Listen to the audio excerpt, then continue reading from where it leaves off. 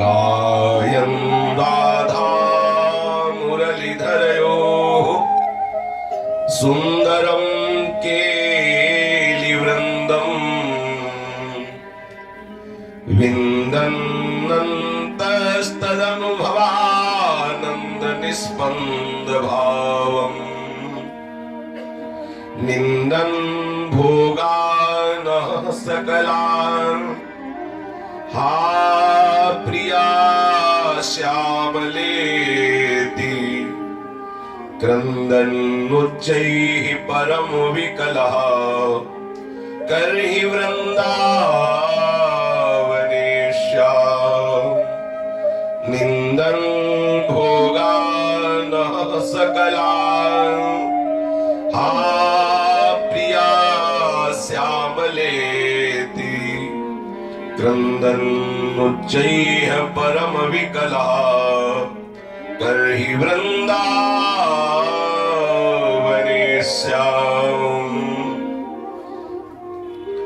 अपार करुणा वरुणालय महापतित पावन वास मात्र से हृदय में अद्भुत प्रेम प्रकाशित करने वाला ये श्री वृंदावन धाम है।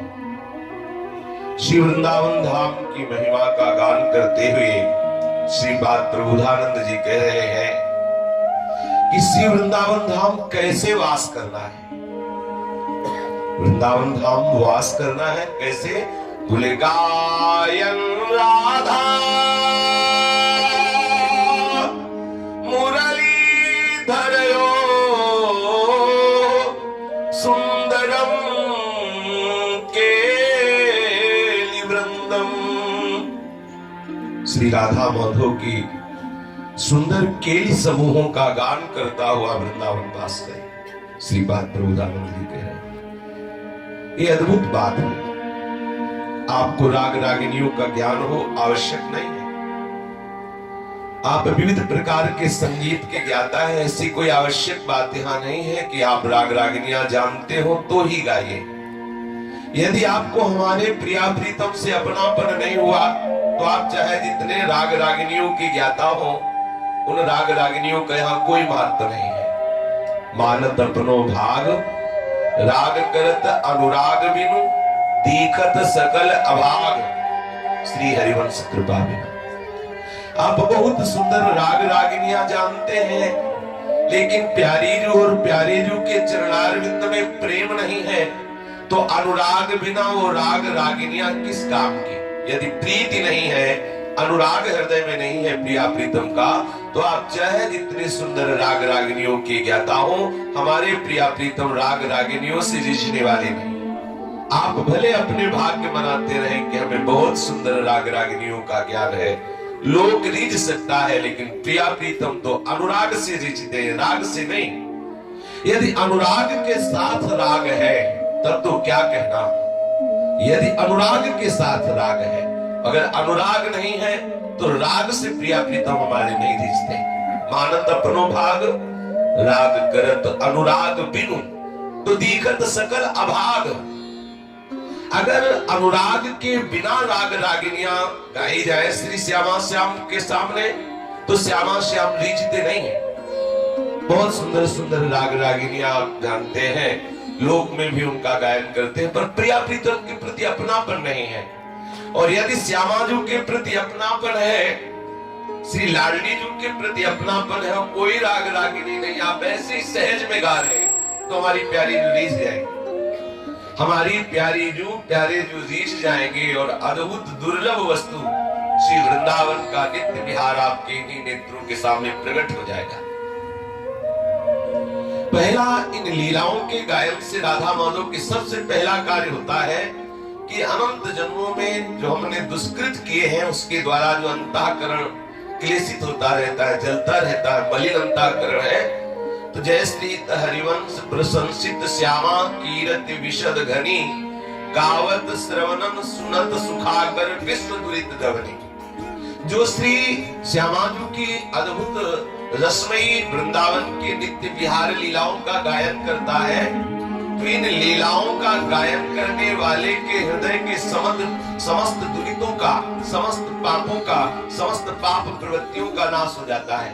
और जहां तक पदों की गायन की आवाज पहुंचती है वहां तक का वातावरण निष्पाप और पवित्र हो जाता है। यहां तक कि इतनी पद में सामर्थ्य है कि अगर ये संपूर्ण पद का गान पूरे विश्व को सुना दिया जाए तो पूरे विश्व का पाप नष्ट हो जाए। ऐसा विश्व दुरित ध्वनि, अद्भुत अद्भुत। अच्छा, पाप नष्ट करके ही केवल इसका प्रभाव नहीं रुक जाता, इन्हीं नेत्रों से श्री श्यामा श्याम की रूप माधुरी का अद्भुत रसास्वादन कराने लगते हैं। ये जो पद है, जो रसिक महापुरुषों के द्वारा गाए हुए पद है, आप जैसे भी गावे, यहाँ कोई राग का विशेष महत्व नहीं, यहाँ अनुराग का महत्व है। आपको जैसे बनता है, आप धीमे स्वर में, ऊंचे स्वर में, बेसुर में, जैसे बने तैसे गावे।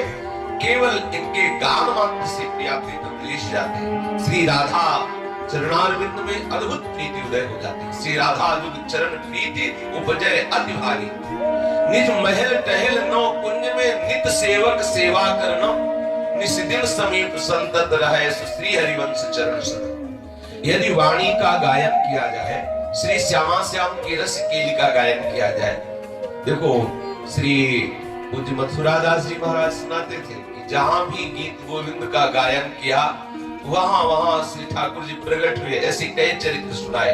और गीत गोविंद जी की महिमा है कि जहां गाया जाए तो वहां श्री ठाकुर जी जगन्नाथ जी भगवान पधारते हैं, श्रवण करते हैं। श्री लाल जी पधारते हैं, श्रवण करते हैं। लेकिन यदि रसिक महापुरुषों की वाणी वृंदावन की गाई जाए तो गलबैया दिए हुए युगल पधारते हैं। नाम वाणी जहां श्याम श्यामा कहा, गलबैया दे। गीत गोविंद का प्रभाव बिल्कुल परम सत्य है, परम सत्य है, परम सत्य है। जहां गान होगा वहां विवश होकर ठाकुर जी को सुनने आना पड़ेगा।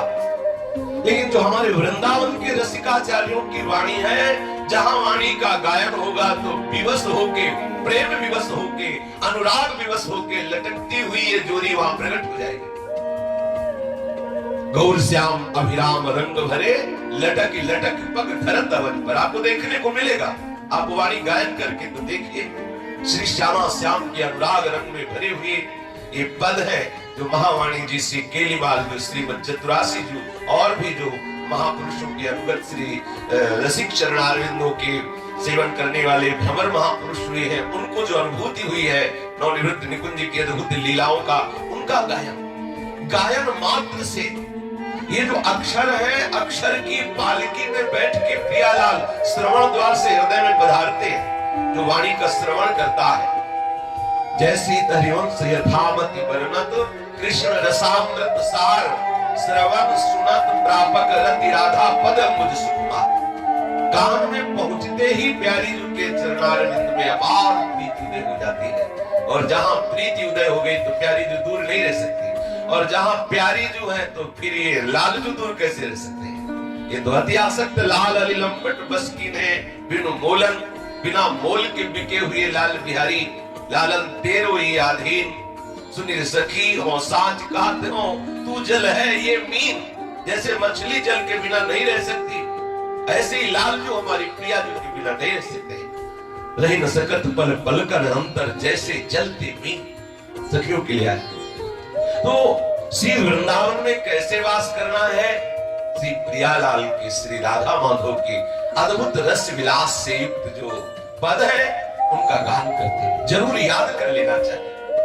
अगर याद करना है तो भले ही एक पद लो, उसे आप लिख लो अगर पढ़े लिखे हो, और नहीं पढ़े लिखे हो तो सुनते रहो, याद हो जाएगा। ये सिद्ध वाणियां हैं, इनको प्रणाम करो, आचार्य को प्रणाम करो, प्रार्थना करो कि आप हमारे हृदय में स्फुरित हो, आपका भी ना पड़े हो। आप देखो ये रस ग्रंथ आपके हृदय में स्फुरित होने लगे।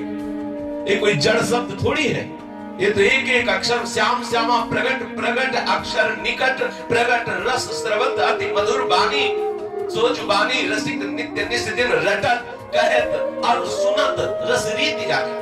रटने से, कहने से, सुनने से नित्य विहार का अद्भुत रस उसके हृदय में प्रकाशित हो जाता है। आप कह के देखो, प्रियालाल के रस से भरे हुए जो आचार्यों के पद हैं वो प्रणाम करो। ये साक्षात है, ये चिदानंदमय है।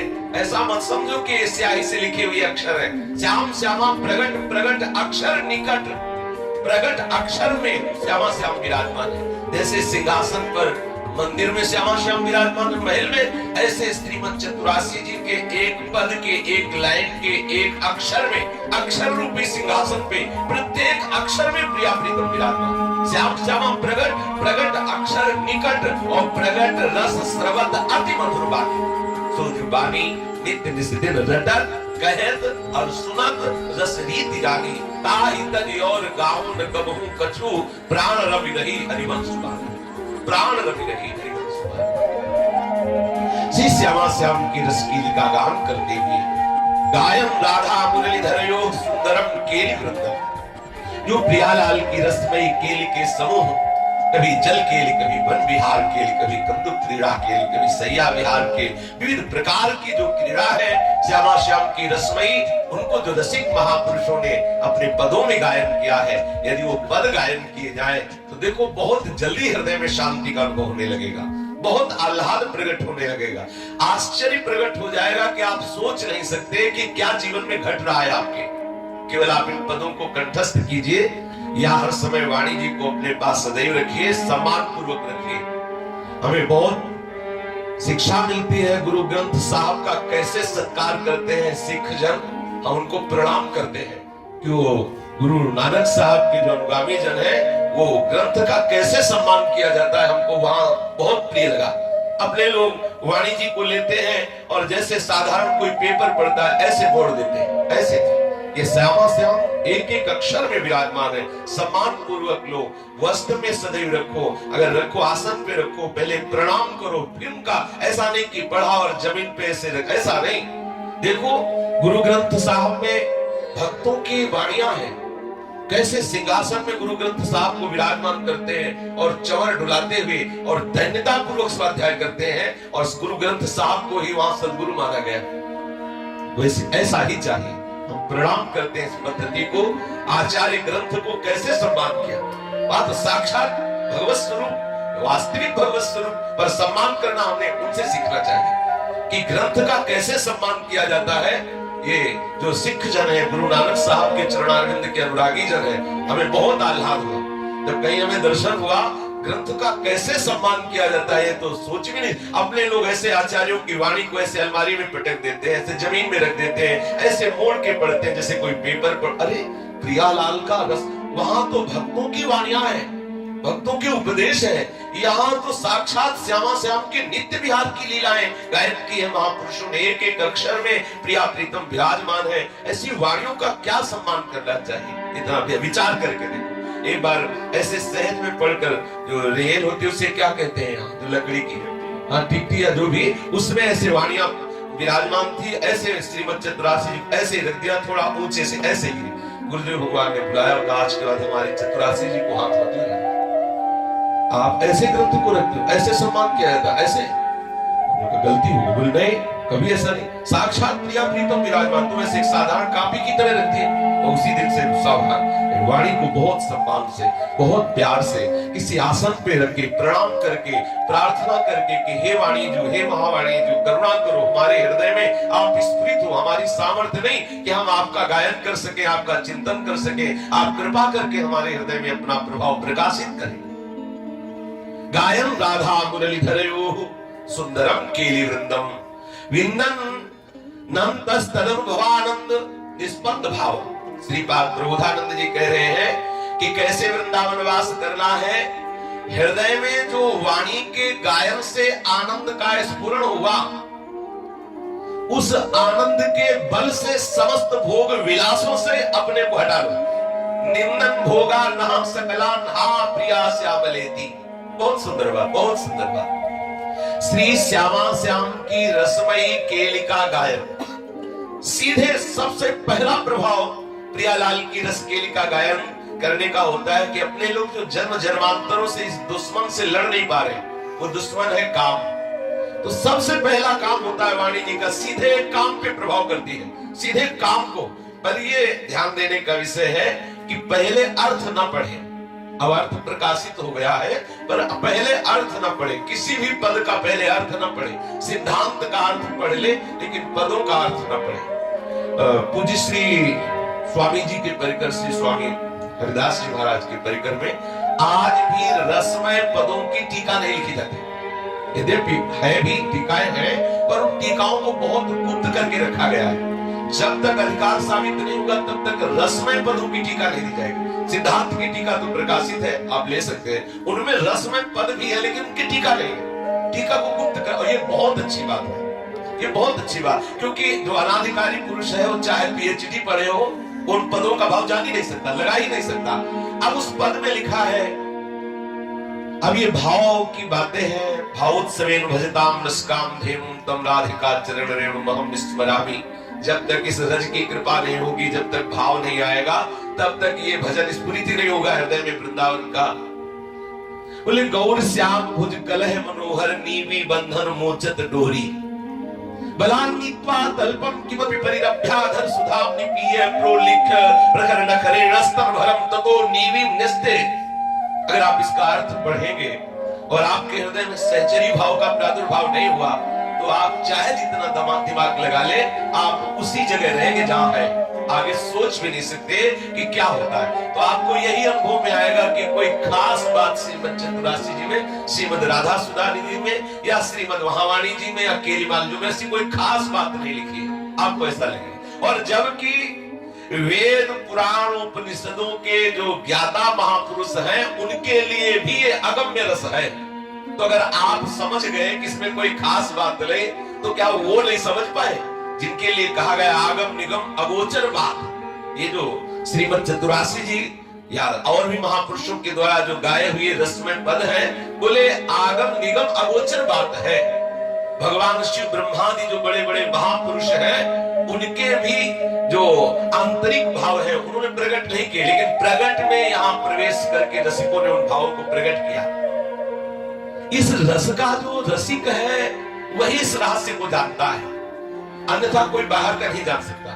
तो प्रथम साधन के सोपान में उपासक को कभी भी महावाणी जी का, केलीमाल जी का या श्रीमद चतुरासी जी का अर्थ नहीं पढ़ना चाहिए। हमारा आंतरिक भाव ये कि अर्थ नहीं पढ़ना चाहिए, अर्थ वाला लेना भी नहीं चाहिए। सीधे पहले पद वाला, मूल पद वाला लो, और बहुत काल तक पद का गायन करो और रसिक महापुरुषों का संग करो, तो पद गायन करने से आपके हृदय में एक अलौकिकता आ जाएगी। पढ़त गुणत गुण नाम सदा सतसंगति पावे, अरु बाढ़े रस रीति विमल वाणी गुण गावे। प्रेम लक्षणा भक्ति सदा आनंद हितकारी, श्री राधा जुग चरण प्रीति उपजय अति भारी। ये प्राप्त होगा। पढ़त गुणत गुण नाम सदा सतसंगति पावे। जब आप वाणी जी का गायन करोगे तो वाणी जी के प्रभाव से, वाणी जी के रहस्य के जानने वाले किसी रसिक महापुरुष का सहयोग करवा देगी वाणी जी। ये वाणी जी की कृपा होगी। वो आपको वाणी जी के प्रति अद्भुत जो रस है उसके प्रति महत्व बुद्धि प्रकट करेंगे। धीरे धीरे जब वाणी जी के प्रति महत्व बुद्धि प्रकट होगी, तो श्यामा श्याम के चरणारविंद में अपार ममता होने लगेगी। देखो, ये अतिशय ममता का रस है। जब अतिशय ममता होती है, कैसे उदाहरण दे, छोटे से भाव में बिल्कुल उदाहरण देने लायक है ही नहीं, क्योंकि अनुपम रस है, उपमा कैसे दी जाए। पर जैसे किसी माँ का जो लाडला है, उसका ब्याह हुआ है और नववधु आई है, दोनों, वो लाडला बालक और नववधु एक सैया पे बैठे हंस रहे हैं, और वो किसी कोने से अपने दोनों को, बच्चों को, दोनों को हंसते हुए देख रही है। उसके हृदय से क्या होगी? आंचल फैलाएगी और कहेगी, हे भगवान, तुमने हमारी मनचाही बात पूरी कर दी, हमारे दोनों बच्चे सदैव हंसते रहे, खेलते रहे। अगर आप देखोगे तो आपको विकार आ जाएगा। एक माँ जब दर्शन करती हो वात्सल्य भाव से, तो उन दोनों को आशीर्वाद देती हो, किंचन मात्र उनके हृदय में विकार नहीं होता, क्योंकि वो उनका है। एक वात्सल्य भाव में इतनी दम है कि वहां विकार का कहीं प्रवेश नहीं होने दिया। लौकिक वात्सल्य भाव का। पढ़ करके कॉलेज से अपनी बहन दौड़ के आती है और हृदय से लगती है, नवयुवती है, उस भाई के आंसू आ जाते हैं, बहन के मस्तक को चूमता है और हृदय से लगाता है, कैसी रही तू? भैया बहुत अच्छी। दूसरा देखने वाला तो दुर्भाव कर सकता है, लेकिन भाई के हृदय में क्या ऐसा अनुभव हुआ, हम किसी स्त्री से आलिंगन कर रहे हैं। एक भ्रातृ प्रेम में इतनी सामर्थ्य है कि एक नवयुवती बहन हृदय से लग रही और विकार का नाम नहीं है, किंचित मात्र विकार का नाम। पिता आया बहुत दिनों के बाद सर्विस करके, बेटी दौड़ करके हृदय से लगती, पिताजी वो बेटा बेटा के हृदय से। नवयुवती पुत्री हृदय से लग रही, क्या पिता के हृदय में काम प्रकट हो गया? क्या एक वात्सल्य है, एक प्रेम है, लौकिक संबंधों में इतनी सामर्थ्य है। क्या कभी भाव आया कि बहन हमारी ये स्त्री है? क्या बेटी की तरफ कहीं स्त्री भाव आया? क्या कभी नहीं। उन्हीं को आता है जो राक्षस है। जो राक्षस है उनकी बात तो अलग है, हम राक्षसों की चर्चा नहीं कर रहे। जो राक्षस है वो मनुष्य रूप में राक्षस है, उनकी बात नहीं कर रहे। आप सोचो, लौकिक भाव में इतनी सामर्थ्य है कि वो विकार का प्रवेश नहीं होने देता। फिर जहां चिदानंद में रस है वहां विकार का नाम कहां है? कहां विकार है? सहचर्या आशीर्वाद देती जगह दोनों लाडले कैसे या तो वर्णन कर ले कि सामर्थ्य में लड़खड़ा जाती चिट्ठा। जहां ऐसे प्रेम समुद्र से युगल सरकार खेल रहे हैं, सहचरियों के हृदय में कितना अपार आनंद होता है। परगन मगध चलत बन विहरत रुचिर कुंज घन घोर, जैसे हित हरिवंश लाल ललना मिल हियो सिरावत। लाल ललना मिली रहे तो हित सजनी का हृदय शीतल हो रहा है, हियो सिरावत। ऐसी हरिवंश प्रशंसत करी अंचल की छोर, ऐसे ही रंग करो निशिवासर वृंदावन बिन कुटिया। कितना महाप्यार का स्वरूप है। यदि इस महाप्यार के स्वरूप में प्रवेश नहीं हुआ है तो आप वाणी का केवल गायन करें, प्रार्थना है, अर्थ ना पढ़े। कल कोई अपना ही परिकर का उपासक प्रार्थना कर रहा था कि स्वामी जी श्री हरदास जी महाराज की जो केलीमाल की आप चर्चा कर रहे थे उसकी हम टीका देखना चाहते हैं। हमने प्रार्थना की कि नहीं भाई, अभी नहीं, अभी अधिकार नहीं है। जिस दिन अधिकार आ जाएगा उस दिन अपने आप हम दे देंगे। जब तक हृदय में सहचरी भाव का स्फुरण ना हो, राधा नाम सुनते ही एक बार हृदय में जैसे कोई बिजली का करंट लगा दे, राधा नाम सुनते ही रोम रोम झंकृत हो जाए, प्रियालाल की बात सुनते ही हृदय में एक मसलन प्रकट हो जाए, एक ऐसा जिसे कैसे वर्णन करें। हृदय में एक विशेष पीड़ा जनित आनंद या आनंद जनित पीड़ा जनित आनंद या आनंद जनित पीड़ा ऐसी प्रकट होने लगे। और श्यामा श्याम का नाम रूप में डूबा हुआ श्यामा श्याम की जब बात सुने तो नहीं लगे, और ऐसा प्यार उदय हो कि हमारी प्रिया जो, हमारे लाल एकदम हृदय में और कोई। फिर जब ये बात सुनोगे तो केवल आनंद अश्रु टपकते रहेंगे, वहां विचार करने वाली बुद्धि खो जाएगी। जब बुद्धि नहीं रही तो विचार कौन करे? जब बुद्धि विकल हो गई महाप्रेम में तो विचार कौन करे? अच्छा, जहां वो दर्शन हो रहा है वहां विचार उठता ही नहीं। हमारी आपकी बात जाने दो, जो समस्त विचार को प्रदान करने वाले अनंत सामर्थ्यशाली श्री लाल जी महाराज हैं, बोले अब ही पक्व भई मन की गति बिनु उद्यम अन्यास, तब की कहा कहो जब पिए प्रति चाहत भ्रकुट विलास, देखो भाई अबला के बलिदास। लालजू की बुद्धि को पंग कर देने वाली रूप माधुरी है श्री लाडली जी। ऐसी प्रियाजू, ऐसे लालजू महाराज, इनका ये अद्भुत रस विलास जो वाणियों में छुपा हुआ है, पहले हमें अर्थ नहीं पड़ेगा। बिल्कुल समझ लेना, यदि आप ये बात मानेंगे तो बहुत लाभ में रहेंगे। आप जानकारी के चक्कर में ना पड़े कि अगर हम अर्थ पढ़ लेंगे तो हमें विशेष रुचि होगी। नहीं, अगर आप अर्थ पढ़ लेंगे तो हो सकता है आपकी रुचि ना हो, क्योंकि आप उस रस में प्रवेश पाए नहीं तो आपको लगेगा कोई खास बात नहीं। जैसे इस अधम को सबसे पहले लगा था जब महिमा सुनी गीत गोविंद की, तो जिसे मथुरा दास जी ने सुनाया कि ठाकुर जी सुनने आते हैं और भाई जय हो गीत गोविंद, तो बल लगा कि जैसे भी हो गीत गोविंद लाला है, ठाकुर जी को सामने सुनाना है। हमने कहा अर्थ सहित लाला है तो गीत गोविंद गए, अर्थ सहित ले आए, मिलती थी। और जे ही पहले तो 10 अवतारों की तो बड़ा अच्छा लगा, जब अंदर लीला विलास पढ़ा तो बंद कर दिया। देखा ऐसी बात लिखनी चाहिए पूज्य श्री जयदेव जी को। अरे उस समय सन्यास का दशा था, लगा नहीं पता नहीं मथुरा दास जी इतनी बड़ाई क्यों कर रहे थे गीत गोविंद जी के।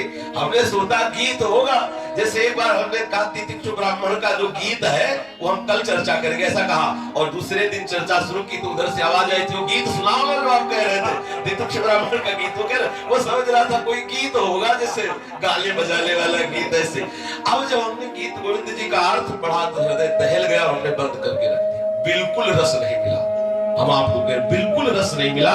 और लगा ऐसी बात क्यों लिख दी हृदय में, क्योंकि वो सन्यास वाला जो है ना, वो अंतःकरण को अच्छा नहीं लगा। कुछ दिन वृंदावन की रज का सेवन करने के बाद जब आचार्य श्री हरिवंश महाप्रभु की शरणागत हुए, उनके कृपा प्रसाद थे, तब लगा कि यही रस केवल पढ़ने लायक है तो केवल यही पढ़ने लायक, और तो सब सूखा है, ऐसा लगा सब सूखा है। अब उस समय का हमारा कोई अनुभव सुनता, जब पहली बार गीत गोविंद जी के दर्शन किए थे, तो क्या निकलता। सोचो अगर हमें महाप्रभु की शरणागति न मिलती तो जीवन भर हमारे यही बैठा रहता कि बड़ी बड़ाई की गई लेकिन गीत गोविंद में रस नहीं है। क्यों? क्योंकि हमारे हृदय में रस नहीं था, इसलिए लग रहा था कि रस नहीं।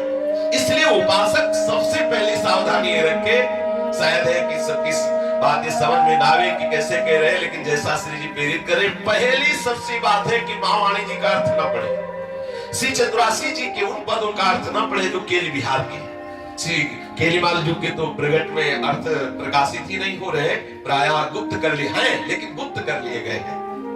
तो जो ये आचार्य महापुरुषों ने इस रस का वर्णन किया है, जब तक उस रस के रसिकों का संग ना हो और हृदय में पूर्ण रूप से देह भाव विस्मृत ना होने लगे, पदों के गायन से ऐसी स्थिति आवे कि को हम कहां विसर स्तुति गए, थे वचन मिथुन मुख निसरत सुनि सुनि देह दशा की न भूलो, देह दशा विस्मृत हो जाए, जब हमारे हृदय में पीड़ा प्रकट हो जाए, ऐसी चाह होने लगे प्यारी जू के प्रति, ऐसी भावना बनने लगे कि हे प्यारी जू, मेरे हृदय में एक आकांक्षा जग गई, आप उस आकांक्षा को पूर्ण करो। हे स्वामिनी जू, रस भरी टहल कौन विधि पाओ, रस भरी टहल कौन विधि पाओ, नूतन मृग मद लिए लाडली, कुछ पर पत्र बनाओ, नूतन मृग मद लिए लाडली, कुछ पर पत्र बनाओ, रस भरी टहल कौन विधि पाओ, रस भरी टहल कौन विधि पाओ। हे प्यारी जू, ऐसा हमारे जीवन में कभी होगा कि नवीन मृगमद को लेकर के आपके वक्षा स्थल पर हम उसकी रचना करेंगे, उसका लेप करेंगे। अनुपम देह दीप दुतिराज देखिए चढ़ाऊं, अनुपम देह दीप द्वितिराज देखिए जग रही जाऊं, मोगति देखी कृपालु किशोरी, मोगति देखी कृपालु किशोरी, मंद मंद मुस्काओ, मंद मंद मुस्काओ, रस भरी टहल कौन विधि पाओ, रस भरी टहल कौन विधि पाओ। प्यारी जू, ऐसा कब होगा कि जब मैं भावना कर रही हूं मृगमद का लेप आपके वक्षा स्थल पर करने के, और अचानक दिव्य रूप प्रकाशित हो गया, अनुपम देह, अनुपम दिव्य द्युति, कैसी द्युति, द्युति को द्युति लेखनी नकागत, ऐसा अद्भुत रूप, उस रूप को देखकर आश्चर्यचकित रह जाओ। यह है पदों का गायन का फल, भावना बनती है। मैं प्यारी जू की पत्रावलिम नचितुम कुचयो कपोले, बंधुम विचित्र कवरिम नव मल्लिका भी, अंगम च भूषितुमाभरणैर् धृता से, श्री राधिके वैविधे कृपावलोकम, कृपा कटाक्ष। हे स्वामिनी जू, ऐसा कब होगा कि मैं आपके वक्षा स्थल पर मृगमद का लेप करूं, आपके कपोलों पर सुंदर धीमे धीमे से घिसा हुआ चंदन लेकर के उसकी पत्रावली करूं। प्यारी तो ऐसी भावना बैठ के कर रही हूं कि अचानक आपका वो दिव्य तेज में महाआनंद में रूप प्रकाशित हो गया, जो किसी के ध्यान में आने वाला नहीं। देख करके आश्चर्यचकित रह जाऊं और मेरी वो आश्चर्यचकित गति देख के आप मंद मंद मुस्कुरा दो। ऐसा कब होगा? वो मंद मंद मुस्कुराहट कि निज कर पात्र रचल जब लागो, निज कर पात्र रचल जब लागो, देखी देखी पछताओ, देखी देखी पछताओ, भोरिया सुख टहल आस पर, भोरिया सुख टहल आस पर, कोटिक जन्म गवाओ, कोटिक जन्म गवाओ, रस भरी टहल कौन विधि पाओ, रस भरी टहल कौन विधि पाओ। जब भाव के द्वारा हम आपके श्रीअंगों में पत्रावली करने की भावना, जब आंख खुली तो देखा हम अपने ही हाथ में पत्रावली कर रही हैं। एक भाव में आया कि जब मृगमद का लेप और पत्रावली करने की भावना की तो दिव्य द्वितीय स्वरूप लाडली जी का दिव्य तेजों में श्री अंग प्रकाशित हो गया और देखकर आश्चर्यचकित हो गई। मेरे आश्चर्यचकित होने को देखकर प्यारी जी ने मंद मंद मुस्कुरा दिया।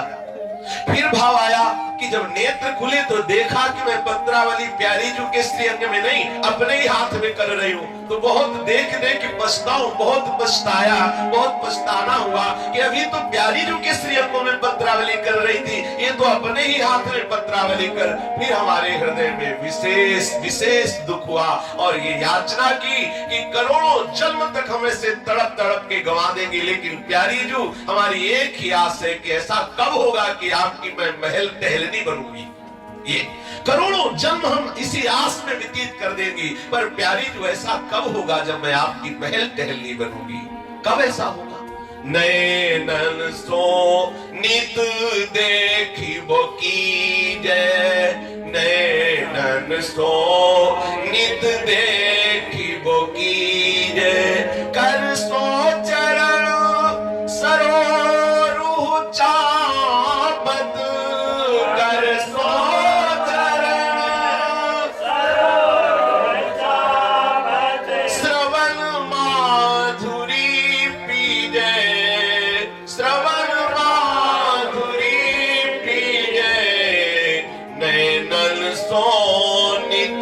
देखी वो की जय, नैनन सोनित देखी वो की जय, नयन पुतरी लो जखम बसैये, नयन पुतरी लो जखम बसैये, लाए लाए ही अली जय, लाए सोनित देखी वो की जय, नैनन सोनित देखी वो की। प्यारी जू ऐसा मेरे जीवन में कब होगा जब मैं ऐसा देख पाऊंगी आलस भरी लता के गृह में रच सैया कोढ़ाऊं और तुम सो मैं ब्यार डुलाऊं, भाग्य कहो नहीं जाने। प्यारी जो मैं जब देखूं कि आपको आलस्य आ रहा है और मैं सुंदर कुसुम सैया पे आपको शयन कराऊं, धीरे धीरे पंखा से बयार करूं, धीरे धीरे आपके श्री चरणों को अपने हाथों से दबाऊं। हाँ प्यारी जो करसो चरण सरोरु चापत, कब ऐसा? हम अपने हाथ से आपके श्री चरणों को कुसुम सैया पे कब चापेंगे, कब दबाएंगे? ऐसा कब अवसर मिले? ये दर्पण प्यारी जो हमारे श्रवणों में कब आपके वचन आएंगे, कब सुनने को मिलेंगे वो वचन कि आप मेरा नाम लेके पुकारेंगी या किसी सेवा के लिए आज्ञा करेंगी या आप लाल जी से जब वार्ता कर रही होंगी तब वो बात हमारे श्रवणों में पहुंचे और वो मैं महाअमृत में वचन कब सुनने को पाऊंगी, अपनी प्यारी जू के वचन में कब सुनने को पाऊंगी। प्यारी जू आप हमारे नैनों की पुत्री बन जाओ, हमारी दृष्टि जहां जाए वहां आप दिखाई दो, सदैव आपको अपने हृदय में बसाए रहो। प्यारी जो हमारी स्थिति ऐसी कब होगी कि असन बसन सुध बुद्धि परिहरिए, असन बसन सुध बुद्धि परिहरिए, कि असन बसन सुध बुद्धि परिहरिए, असन बसन बुद्धि परिहरिए, देखी देखी के जीजे, देखी देखी के जीजे, नयनन सोनित देखी वो कीजे, नयनन सोनित देखी वो कीजे, भोरी विमल जुगल छवि ऊपर, भोरी विमल जुगल छवि ऊपर, वारी वारी जल पीजे, वारी वारी जल पीजे, प्यारी जू नयनन सोनित देखी वो कीजे, नयनन सोनित देखी वो कीजे। हमारा भोजन, हमारा वस्त्र, हमारी मति गति सब भूल जाए। कब हमें क्या पहनना है, कब क्या खाना है, क्या करना है, मैं कौन हूं, कहां हूं, ये सब भूल जाए। और जब तक ये भूलेगा नहीं तब तक प्रेम आया है ऐसा माना नहीं जाएगा। प्रेम का स्वभाव होता है साथ सुधी विस्मरण करवा देना। बावरो सुरस में फिरे खोजत नेह की बात, गदगद सुर नैना सजल दंपति रस रहे भी। प्रेम का स्वभाव होता है, प्रेम का पी मूर्ति नैनन बसे तेहि रस रहे समाये। ये लक्षण सुनि प्रेम के और न कछु सुहाए, और न कछु सुहाए, फिर अपने मदमातो कुटुंब देहते जाए, छूट सभी विधि नातो। सब प्रकार से शरीर और शरीर के संबंधियों का विस्मरण, शुद्ध रहित हो जाना। कब क्या खाना पीना, पहनना ओढ़ना, आना जाना, गति मति सब विस्मृत हो गई। एक मात्र सी प्यारी जू, प्यारी जू, उसके मानस पटल पर छाई हुई वो सुंदर युगल की झांकी। बोले भोरी विमल जुगल छवि ऊपर वारी वारी जल पीजे। जो उसके हृदय में छवि विराजमान है जुगल सरकार की, या नेत्र कुल तीर्थ बाहर वृंदावन की भूमि पर विहरण करती हुई जो जोरी युगल सरकार के नेत्रों में आई, बोले वार वार करके जल पियो। ऐसा कब होगा मेरी जी? जो श्री वाणी जी का गायन करता है उसके हृदय में ये लालसा जगती है, ऐसा कब होगा? विचिरवंती की शान कुचन कर जय कंचुक पटम कचाप्या मुंचंती कुछ कनक दिव्य कर सयो। कब ऐसा? मैं आपके केस पास को कब सुलझाऊंगी? कब ऐसा होगा मैं सुंदर कंचुकी धारण कराऊंगी? कब ऐसा होगा मैं सुंदर महावर लगाऊंगी? ऐसा कब हो? ऐसा बार बार ये जो लालसा प्रकट होती है, ये जो आशा प्रकट होती है, ये समस्त आशाओं का जड़ मूल से नाश कर देती है। प्रियालाल के प्रति ये लालसा जिसके हृदय में प्रकट होती है, उसके हृदय में इतनी सामर्थ्य होती, जो कल चर्चा हुई थी कि किसी भी देवी की सामर्थ्य नहीं कि उसके मन का आकर्षण कर सके, हीरा जवाहरात रत्न आदि की भी सामर्थ्य नहीं कि उसके मन को खींच सके, ब्रह्मा आदि के पद की भी सामर्थ्य नहीं कि उसके मन को खींच सके, यहाँ तक कि मोक्ष की भी सामर्थ्य नहीं कि उसको मन को तनिक भी खींच सके। और यहाँ तक कि जिनकी महिमा अकुंठ है, वो वैकुंठ का वैभव, वैकुंठनाथ का वैभव भी वृंदावन वासी के चित्त को हिला नहीं सकता। ये रस है वाणी जी के गायन का, ये रस है जो वाणी जी का गायन विश्वास। अब आज ही गाओ, आज ही सोचो कि हमें प्रियालाल नहीं दिखाई दे, आज ही सोचो कि आज वो सब दिव्यता नहीं आई, तो आज उतनी तन्मयता से गाया भी तो नहीं आपने। पहले आप अभ्यास कीजिए, वाणी जी का गायन कीजिए, पहले रटिए, वाणी जी का रटन कीजिए, फिर कहिए। ऐसे वाणी जी के कथन से, वाणी जी के रटन से आपका चिंतन बनने लगेगा। जब वाणी जी का चिंतन बनने लगता है तो बहुत बहुत आनंद का अनुभव होता, बहुत आनंद का। जहां पद गायन जैसे सुंदर पुलिन सुभग सुखदायक नव नव घन अनुराग परस्पर खेलत कुंवर नागरी नायक सुंदर पुलिन सुभग सुखदायक शीतल हंस सुतारस बीचिन परसी पवन सीकर मृदु बरसत वर मंदार कमल लाल चंपक कुल सौरभ सरस मिथुन मन हर्षत सकल सुधंग विलास परावधि नाचत नवल मिले सुर गावत सकल सुधंग विलास परावधि नाचत नवल मिले सुर गावत मृगज मयूर मराल भ्रमर पिक अद्भुत कोटि मदन सिरना। कितनी सुंदर रूपवान, सुंदर पुलिन सुभग सुखदायक, अद्भुत शोभा से संपन्न, अद्भुत महामाधुर्य रस का जहां प्रवाह हो रहा है, ऐसी श्री यमुना जी का पावन पुलिन है। खेलत परस्पर परस्पर से युगल सरकार नवीन श्री प्रियाजू और नवनागर श्री लालजू अतिशय प्रेमाह्लाद से युक्त होकर के क्रीड़ा कर रहे हैं। कहा? बोले परम पवित्र श्री यमुना जी के तट पर।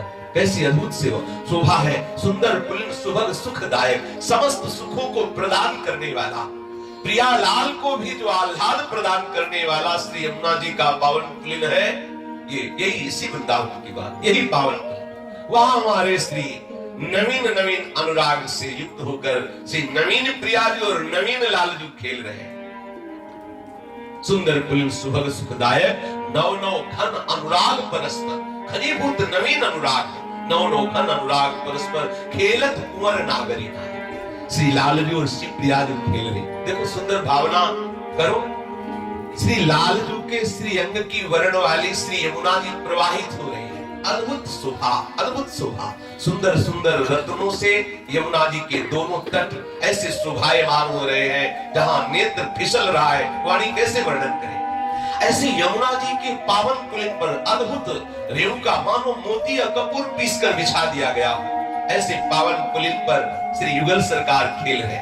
शीतल मंद सुगंध वायु बह रही। श्री यमुना जी की नन्ही नन्ही बूंदे तरंग से लेकर के वायु श्री प्रियालाल जी को सुख पहुंचाने के लिए बह रही। कमलों का पराग लेकर के वायु सुगंधित होकर बह रही है। शीतल मंद और सुगंधित मंद धीरे धीरे सुखद वायु बह रही।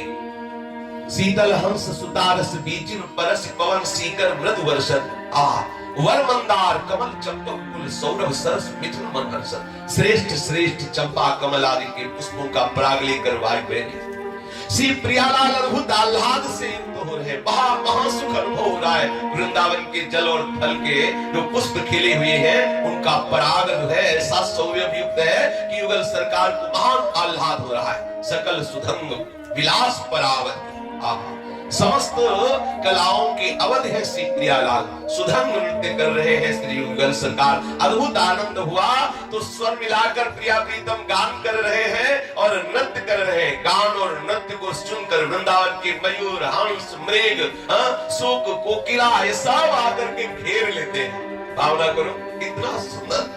अगर ये भाव हृदय में स्फुरित हो जाए, बोलो क्या अच्छा लगेगा, कुछ अच्छा लगेगा। विशाल विशाल वृक्षों में लताएं आलिंगित हैं और झुक करके वृंदावन की भूमि का स्पर्श कर रही, उनकी छाया श्री यमुना जी में पड़ रही है।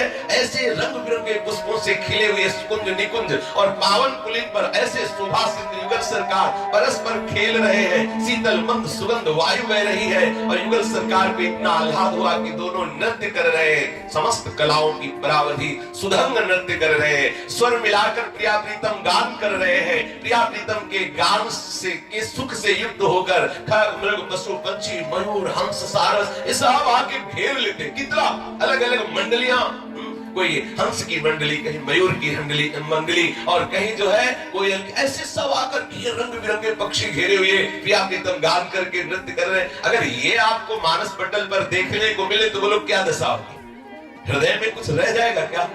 बस बाबरों से रस देख रहे, इसी रस में डूबा हुआ।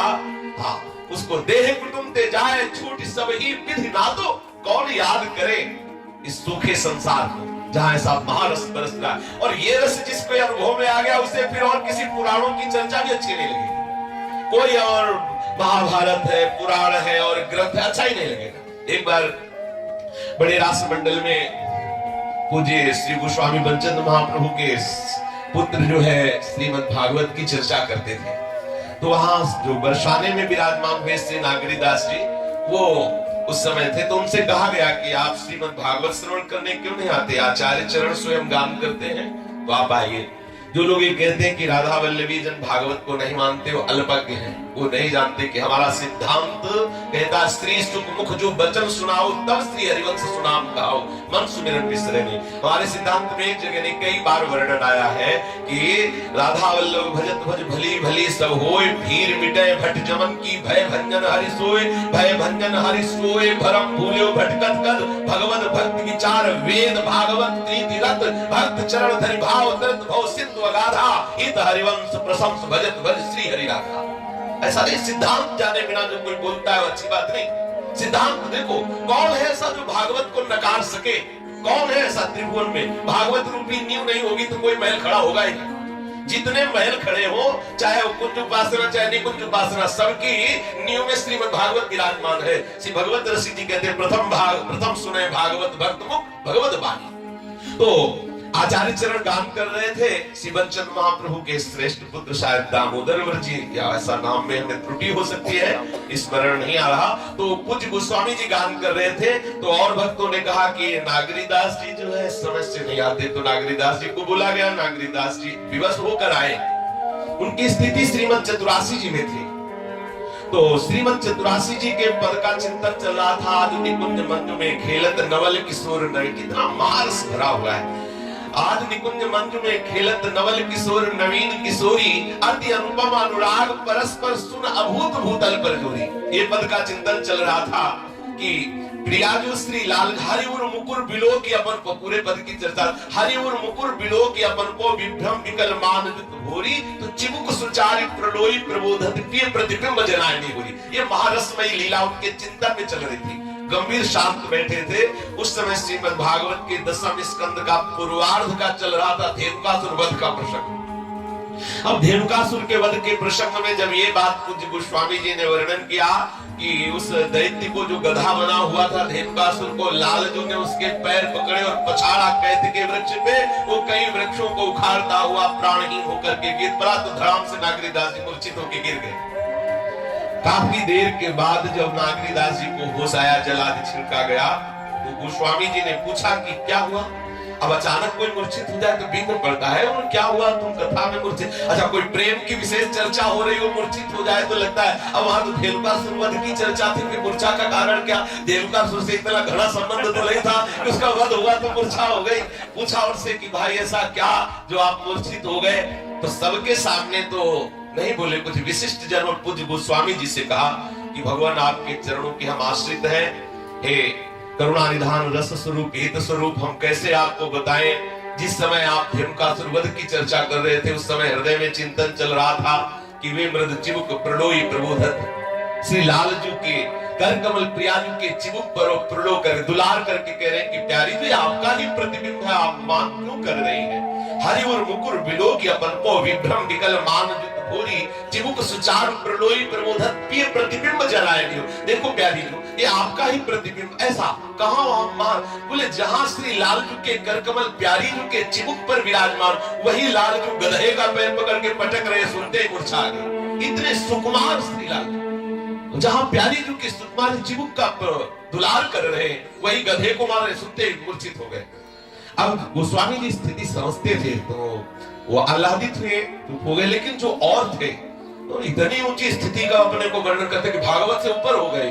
लोग कह रहे हैं कि हमें धेनुकासुर का वध पसंद नहीं, पर उल्टा। और यहाँ तक बना विधान की नागरीदास जी का कहते हैं कि यहाँ रहना मुश्किल हो गया। यही भगवान की विचित्र लीला। प्रायः चर्चा में कहते रहते हैं कि जिसकी विशुद्ध भक्ति होती है, उसकी प्रतिकूलता पे प्रतिकूलता उन्हीं जनों से मिलती है, हम जिसके आश्रित हैं उन्हीं से मिलने लगती है। उन्होंने कहा, स्वयं अपने पदों में वर्णन किया है। अब क्या करें? कुछ करें तो बरसाने में जाके एक लंगोटी पहनते, सिर्फ लंगोटी पहनते, और राजकुमार थे नागरीदास जी।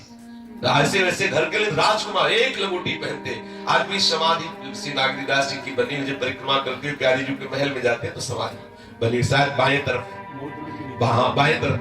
आती समाधि। श्री नागरीदास जी बरसाने में रहते, लेकिन उनका हृदय वृंदावन के रस में। देखो वाणी जी का प्रभाव ऐसा प्रकट हुआ कि वो डूबे रहते थे। कहते 7-7 दिन 7-7 रात्रि एक पद में ही डूबे रहते थे, ना भोजन की फिक्र है ना। स्वयं लाडली जी ने नागरीदास जी से कहा, एक बालिका के रूप में आई और कहा कि अरे बाबा ये ले खीर पा और ये मधुकरी, और देख कल मधुकरी जाया कर। मधुकरी अगर मांगने नहीं जाएगा ना तो श्री जी को बहुत कष्ट होता है। स्वयं श्री जी ने ब्रजवासी बालिका के रूप में आके कहा, भूखा मत रहकर मधुकरी मांग के लाया कर, पाया कर, श्री जी को बहुत कष्ट हो। श्री जी स्वयं आके बताए कि श्री जी, और ये नहीं जानने दिया कि हमसे प्रसाद दिया और कहा पा और रोज जाया कर, मधुकरी लाया कर और पाया कर। ऐसे महापुरुष प्रेम रस में निमग्न श्रीमंत चतुरासी जी की कृपा से। तो जो इन रसमयी वाणियों का गायन करता है, श्रीपाद प्रबोधानंद जी कह, गायन राधा मुरलीधरयो सुंदरम केली वृंदम विंदन्तस्तदनुभवानंद निस्पंद भावम। तो वाणी के गायन से एक दिव्य हृदय में अनुभवानंद जनित एक दिव्यता, एक विशेष रस आता है। विश्वास मान लीजिए, बिल्कुल ऐसा ही है। महापुरुषों ने जैसी महिमा गाई है, वो महिमा शब्दों में नहीं आ सकती। जैसे कोई समुद्र को सीप में भरना चाहे, ऐसा है प्रियालाल की रसमयी लीलाओं का स्वरूप और उनका वाणी में बोलना। जो वाणी जी वर्णन करती है वो ऐसे वर्णन करती है जैसे कोई रत्ती भर सोना दिखा करके सुमेर पर्वत तक पहुंचा दे। ऐसे ही थोड़े से सुख का दर्शन करा के महासुख में निमग्न ये वाणी जी उस महासुख में ले जाएगी। तो जो वाणी जी का गायन करता है, राधा माधव की केली का गायन करता है, उसके हृदय में दिव्यानंद का अनुभव होता है। और जिसके हृदय में वो आनंद का अनुभव होता है, उसमें इतनी सामर्थ्य आ जाती है कि निंदन भोगा नह सकला नहा प्रिय श्यामलेति। उसके हृदय में अब कोई भोग अच्छा नहीं लगता। जो सांसारिक सुख है वो अच्छे नहीं लगते, रुचते नहीं। ये बहुत बड़ी बात है। बड़े बड़े त्यागी जन भोग को त्याग तो करते हैं, लेकिन डरते रहते हैं। बड़े बड़े त्यागी जन डरते इसलिए रहते हैं कि भोग की सत्ता बनी रहती है उनके साथ। ये सूक्ष्म बात है। हमें स्त्री से भय लगता है, क्यों? क्योंकि स्त्री है ना, तभी तो भय लगता है। अगर स्त्री की सत्ता न मानी जाए और वहां प्रियाजू मानी जाए, लालचू माने जाए, सहचरी मानी जाए, तो डर लगेगा क्या? अमुक भोग हमें कभी भ्रष्ट कर सकता है, तो उसकी सत्ता है ना, तभी तो। लेकिन प्रियालाल की रस केली के गायन करने से सत्ता ही खत्म हो जाती है। हृदय में वो अद्भुत आनंद प्रकट होता है कि उधर सुधि ही नहीं रहती। ये केवल वृंदावन की रस की महिमा है कि हर जगह त्याग और वैराग्य करने पर कहीं न कहीं त्यागाभिमान वैराग्याभिमान रहता है हृदय में कि हम अमुक थे, अमुक वैराग। कहीं न कहीं तो स्वीकृति रहती है कि हमने ये त्यागा, हम ऐसे वैरागी हैं। लेकिन ये वृंदावन का रस ऐसा है कि आई ब्रज नारी सुनत बंसी रव गृहपति बंधु विसारे दर्शन मदन गोपाल मनोहर मन सिजता पुनिवारे। वंशी वादन हुआ कि बेसुध हो गई, सब बेसुध हो गई। ये वाणी क्या है? ये वंशी वादन है। ये बेसुध कर देगा, सुध ही नहीं रह जाएगी कि हम कौन हमारे कौन। बस इतना ही प्रपंच है, मैं और मोर तोड़ते माया, इतना ही प्रपंच है। हम कौन और हमारे कौन, न हम न तुम दफ्तर गुम, पता ही नहीं कौन कहा। बस श्यामा श्याम का अद्भुत रस। तो कह रहे हैं कि निंदन भोगा न सकला प्रिय श्यामलेति। बस उसके हृदय में बड़ी उच्च दशा प्रकट होती। क्या? हाँ श्याम सुंदर, हाँ प्रियाजू, हाँ लाडली जू। ऐसा हृदय में आह भर के रुदन करता हुआ वृंदावन की वीथियों में विहरण करता है। कभी कभी विकल होकर इस भूमि पर लौटने लगता है। श्रीपाद कह रहे हैं, क्रंदन मुच्चई परम विकला करहि वृंदावने श्याम। ऐसा कब होगा मेरे जीवन में कि मैं ऐसा रुदन करूं, हाँ श्याम सुंदर, हाँ प्रिया, और विकल होकर के वृंदावन की रज में लौटूं। ये तभी होगा जब हम वृंदावन के रसिकों की जो द्वारा गाई हुई लीलाएं हैं उन पदों का गायन करें। उन पदों से जो सुख प्रकट होता है हृदय में चिदानंद, उस सुख के बल पर समस्त भोगों का विस्मरण होता है। जिसके हृदय में समस्त भोगों से वैराग्य होता है, उसके हृदय में अनुराग की ऐसी आह दशा प्रकट होती है। हा कृष्ण, हा कमल लोचन, हा प्रियाजू, हा लाडली जू, ऐसा प्रतिक्षण होता रहता है। अम्मा बप्पा नहीं निकलता, जरा सा चोट लगी दैया और राधा ले निकला, कृष्ण ले निकला, जरा अम्मा मम्मी अम्मा पापा डैडी डैड मर गया, बोले डैड वो क्या डेथ, हमें तो अंग्रेजी है, बोले डेथ, अब डेड का डेड बॉडी मर गया, बोले जिंदा मारे दे। अरे राधा राधा बोलो, संबोधन वृंदावन में राधे राधे श्याम कृष्ण। ऐसा कब होगा जो हृदय में प्रियालाल का स्मरण, प्रियालाल का नाम, प्रियालाल। अगर देखो अभ्यास ऐसा बनाना चाहिए, कोई प्रतिकूल बात हो तो राधे बोलो, चोट लगे तो कृष्ण बोलो, राधे बोलो, नाम उच्चारण का अभ्यास बनाओ। हंसते खेलते रोते जागते जिस स्थिति में हो प्रियाजू का नाम स्मरण। जब अचानक कोई घटना और जोर से चिल्ला पड़ो राधे, तो समझो कि आपका संबंध हो चुका है। और अगर किसी भी बात में आप ये सब बोले मम्मी पापा, तो समझो कि अभी तुम वही हो। अरे बाप रे, ऐसा बोले, अरे बाप रे, अरे अम्मा, मतलब अभी तुम्हारा प्रियालाल से आंतरिक संबंध नहीं है, अभी संसारिक संबंध है।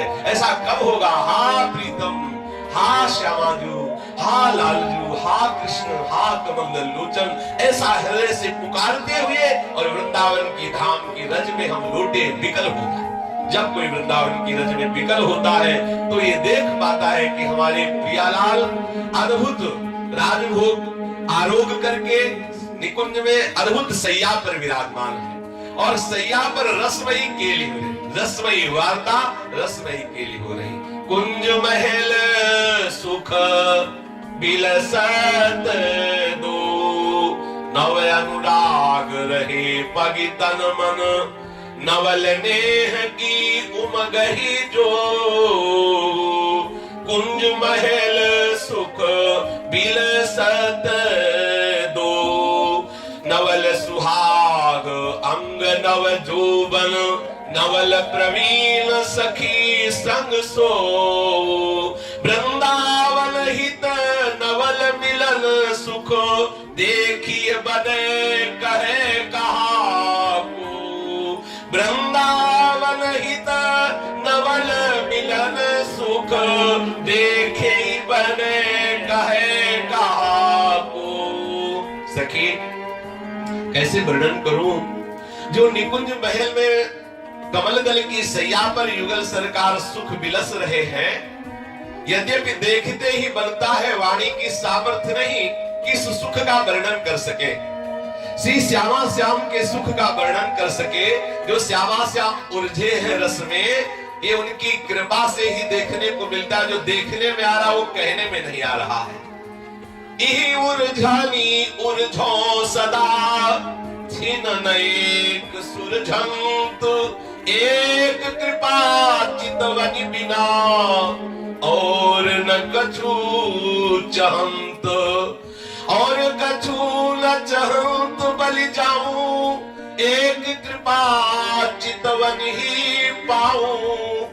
यही उलझनी उलझो उलझाऊं, छिन्न एक सुरझो सुरझाऊं। निरखी निरखी निज नैन सिराऊं, पदाम्भोज शोभाल भिराऊं। जेले अंतःकरण बसाऊं, निश्चय बितवाऊं। श्री हरि प्रिया निरंतर ध्याऊं, सदा सहज सुख में मन लाऊं। श्री हरि प्रिया निरंतर ध्याऊं, सदा सहज सुख में मन लाऊं। सखी देखते बनता है, कहने में नहीं आ रहा। देखो सखी, यही उलझन उलझो सदा, छिन्न एक सुरझन। हमारी ये प्रार्थना है कि जैसे हमारे श्यामा श्याम उलझे हुए ना, इनकी उलझन में ही हम उलझी रहे। जैसे प्रिया प्रीतम परस्पर उलझे हुए हैं, एक क्षण के लिए कभी ये सुलझते नहीं है, इनकी उलझन में ही हम सदा उलझी रहे। यही हम कृपा कटाक्ष चाहती हैं, इसके सिवा और कुछ नहीं चाहते। ये उलझन उलझो सदा, छिन्न एक सुलझन। जिस उलझन में श्री श्यामा श्याम उलझे हुए हैं, इनकी उलझन में हम उलझी रहे, यही हम कृपा कटाक्ष चाहती, इसके सिवा और कुछ नहीं चाहती। ये उलझन उलझो सदा, छिन्न एक सुलझंत, एक कृपा चितवन बिना, और न कछु चाहत, और मैं और कुछ नहीं चाहती। यही चाहती हूँ कि निकुंज भवन की सैया पर जैसे गौर श्याम उलझे हुए हैं, कभी सुलझते नहीं है, इन्हीं की उलझन में हम सदा उलझी रहे, यही हमारी चाह। और कछु न चाहत, बलि जाऊं एक कृपा चितवन ही पाऊं। बलिहारी जाऊं, मेरे हृदय में और कोई चाह नहीं, यही चाह है कि बस एक चितवन पा जाऊं, आपकी एक कृपा कटाक्ष पा जाऊं। क्या यही उलझन उलझो उलझाऊं, छिलन एक सुलझो सुलझाऊं। हाँ, कितनी बढ़िया बात कह रहे। जिस उलझन में आप उलझी हुई हो प्रियालाल, ये जुगल जोरी, उसी में मैं उलझूं और आपको उलझाऊं। ऐसी प्रेरणा करती सखी, प्रेरक शक्ति है, संधनी शक्ति है, इच्छा शक्ति है। कह रही कि जिस उलझन में युगल उलझे हैं, उसी उलझन में हम उलझे और उनको उलझाऊं। कभी एक क्षण के लिए हम इस उलझन से सुलझे ना, और ना कभी इनको सुलझने दे। जैसे उलझे और उलझन इनकी बढ़ाते चले जाए। निरख निरख निज नयन सिराऊं, पदाम भोज शोभाल किया। ये शोभा देख देख करके हमारे नेत्र शीतल हो, और इनके श्री चरण कमलों में अपना मस्तक पधराऊं, इनके चरणों को सदैव अपने भाल पर लगाऊं। जेल अंतःकरण बसाऊं, निस्वासर ऐसे बितवाऊं। ऐसी जुगल जोरी को, ऐसी जुगल जोरी की श्रीअंग मधुरिमा को सदैव अपने हृदय में बसाऊं। रात दिन ऐसे ही बीते इन्हीं के चिंतन में, इन्हीं की सेवा में, इन्हीं की उलझन में, इन्हीं को उलझाने में सदैव बीते। श्री हरि प्रिया निरंतर ध्याऊं, सदा सहज सुख में मन लाऊं। श्री हरि प्रिया जी का निरंतर ध्यान करो, सदा इनके सहज सुख में हमारा मन लगा रहे। सखियां आपस में वार्ता करती, सखी देखो यद्यपि ये सदा मिले रहते हैं, लेकिन इनके मिलने की चाह कभी कम नहीं हो रही। देखो ये उलझे हुए जो युगल सरकार है, सदा ये मिले हुए हैं, पर इनके मिलने की चाह कम नहीं हो रही। सदा अनमिले मिले तो लागे चहल चहानी, हो बलि जाऊं अहु कहा परी अटपटी बात। श्री हरिव्यास देवाचार्य जी कह रहे कि सखी स्वरूप से कि सदा मिले मिले तो, ये है वृंदावन की रहस्यमयी रसरीति। सदा मिले, कभी मिले ही नहीं, और मिले तो सदा मिले रहते हैं। ये समझ आए? भगवत रसिक जी कह रहे हैं अरवरात मिले को निस दिन, और निस दिन मिले ही रहे तो ये मनो कब मिले ना। इसलिए भगवत रसिक रसिक की बातें रसिक मिला को समझ सकेला। श्री हरिव्यास देवाचार्य जी के सदा अनमिले मिले तो लागे चहनी चहानी, हो बलि जाऊं औ कहा परी अटपटी बात। मैं बलिहारी जाती हूँ, ये कैसा अटपटा स्वभाव बन गया है, कैसी अटपटी बात बन गई है कि सदा मिले रहते हुए भी अनमिले ही रहते हैं। सदा मिले रहते हुए भी ये सदैव अनमिलेपन का ही अनुभव करते हैं। मिले होने पर भी सदा मिलने की अभिलाषा इनके हृदय में रहती है। बलिहारी जाऊं इस अटपटी बात